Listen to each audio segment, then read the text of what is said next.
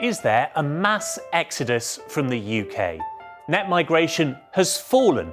Ministers might think that's a good thing, but turns out it's a lot of Brits who are packing their bags.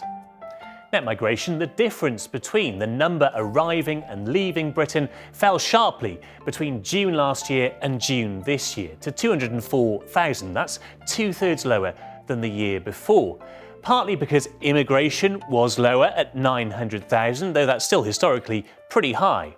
A lot of politicians, whether Tories or the current government, are trying to claim credit for the fall because of the measures brought in to reduce immigration in recent years. But the unspoken, important trend today is emigration. 693,000 people left the UK in this period, the highest number since the 1920s. The majority of those leaving were from the EU or elsewhere, but 252,000 of them, about a third, were British. A massive chunk of those were young Brits seeking new opportunities. 111,000 of them were aged 16 to 30. Is it really good news for the government that young, energetic, working-age people are leaving in those numbers? What net migration doesn't capture is small boat arrivals, the number one political controversy at the moment. 46,000 people came across the Channel that way last year.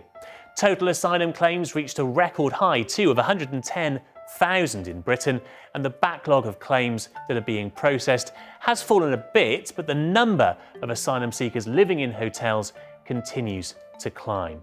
Up slightly in these figures to 36,273.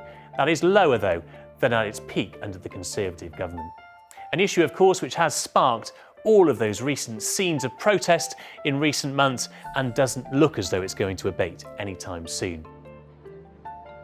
The Labour government insisted again today that it will close all of those hotels by the next election. We have already closed 200 hotels. That's down from 400 to 200, and we're exploring these larger military sites with more basic accommodation to move people out of hotels, and we stick to that pledge that will happen by the end of Parliament. And it's also recently announced a huge package of measures to reduce both legal and illegal migration, like requiring asylum seekers to live here for 20 years before they get settled status. But while there's some encouragement for the government in today's trends, there's still a long way to go before they meet their targets.